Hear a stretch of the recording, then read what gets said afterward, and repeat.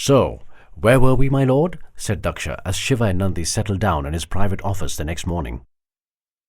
"We were about to discuss the changes that Lord Ram brought about, Your Highness, and how he defeated the rebellion of the renegade Brahmins," answered Shiva.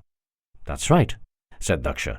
"Lord Ram did defeat the renegade Brahmins, but in his view, the core problem went deeper.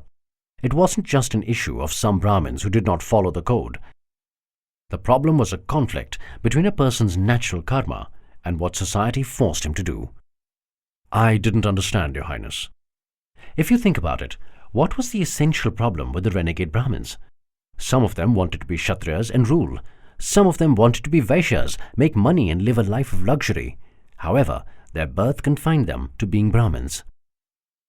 "But I thought that Lord Brahma decreed that people became Brahmins through a competitive examination process," said Shiva. "That is true, my lord. But over time, this process of selection lost its fairness. Children of Brahmins became Brahmins, children of Kshatriyas became Kshatriyas, and so on. The formal system of selection soon ceased to exist. A father would ensure that his children got all the resources and support needed to grow up and become a member of his own caste. So, the caste system became rigid." "So did that also mean that there could have been a person talented enough to be a Brahmin, but if he was born to Shudra parents, he would not get the opportunity to become a Brahmin?" asked Shiva. "Yes, Shiva," said Parvateshwar, speaking for the first time to Shiva. He noticed that Parvateshwar did not fawn over him and call him Lord. In Lord Ram's view, any society that conducted its transactions based on anything besides merit could not be stable. His view was that a person's caste should be decided only on that person's karma, not his birth, not his sex. No other reason should interfere. "That is nice in theory, Parvateshwar," argued Shiva. "But how do you ensure it in practice? If a child is born in a Brahmin family, he would get the upbringing and resources which would be different from that of a child born in a Shudra family.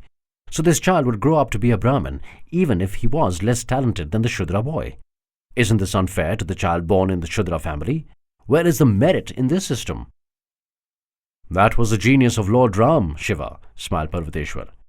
"He was, of course, a brave general, a brilliant administrator, and a fair judge. But his greatest legacy is a system he created to ensure that a person's karma is determined only by his abilities, nothing else. That system is what has made Meluha what it is, the greatest nation in history." "You can't underestimate the role that Somras has played, Parvateshwar," said Daksha. "Lord Ram's greatest act was to provide the Somras to everyone. The elixir is what makes Meluhans the smartest people in the universe. The Somras is what has given us the ability to create this remarkable and near-perfect society." "Begging your pardon, Your Highness," said Shiva before turning back to Parvateshwar. "But what was the system that Lord Ram set up?" "The system is simple," said Parvateshwar. "As we agreed, the best society is when a person's caste is decided only by his abilities and karma, not by any other factor.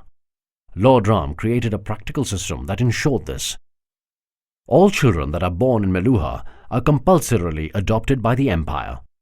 To ensure that this is done methodically, a great hospital city called Maika was built deep in the south, just north of the Narmada River. All pregnant women have to travel there for their delivery. Only pregnant women are allowed into the city, nobody else."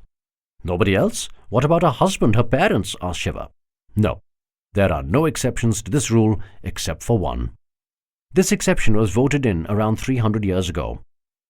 Husbands and parents of women of noble families were allowed to enter," answered Parvateshwar, his expression clearly showing that he violently disagreed with this corruption of Lord Ram's system. "Then who takes care of the pregnant women in Maika?" "The hospital staff. They are well trained in this," continued Parvateshwar. "Once the child is born, he or she is kept in Maika for a few weeks for health reasons, while the mother travels back to her own city." "Without her child?" asked a clearly surprised Shiva. "Yes," replied Parvateshwar, with a slight frown, as if this was the most obvious fact in the world. "The child is then put into the Meluha Gurukul, a massive school created by the empire close to Maika. Every single child receives the benefit of exactly the same education system. They grow up with all the resources of the empire available to them." "Do they maintain records of the parents and the children?" "Of course they do, but the records are kept in utmost secrecy and only with the record keeper of Maika." That would mean that in the Gurukul or in the rest of the empire, nobody would know who the child's birth parents are, reasoned Shiva as he worked out the implications of what he was hearing. So every child, whether born to a Brahmin or a Shudra, would get exactly the same treatment at the Gurukul. Yes, smiled Parvateshwar. He was clearly proud of the system. As the children enter the age of adolescence, they are all given the Somras. Thus every child has exactly the same opportunity to succeed. At the age of 15, when they have reached adulthood, all the children are given a comprehensive examination. The results of this examination decide which Varna or caste the child would be allocated to, Brahmin, Kshatriya, Vaishya or Shudra. Kanakla cut in. And then the children are given 1 more year's caste-specific training. They wear their Varna color bands, white for Brahmins, red for Kshatriyas, green for Vaishyas and black for Shudras, and retreat to the respective caste schools to complete their education.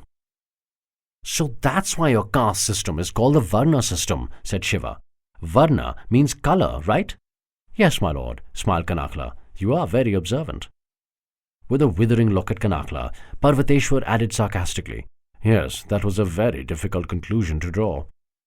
Ignoring the barb, Shiva asked, So what happens after that? When the children turn 16, they are allocated to applicant parents from their caste. For example, if some Brahmin parents had applied to adopt a child, one randomly chosen student from Maika who had won the Brahmin caste in the examination will be allotted to them. Then the child grows up with these adopted parents as their own child. And society is perfect, marveled Shiva, as the simple brilliance of the system enveloped his mind.